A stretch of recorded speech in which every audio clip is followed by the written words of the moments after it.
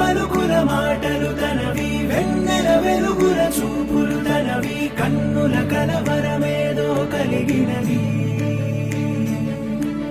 అక్షరములు సరిపోవు ఏ కవికి, లక్షణములు వివరించగ తనవి, లక్షల మెరుపులు తనలో దాగినవి.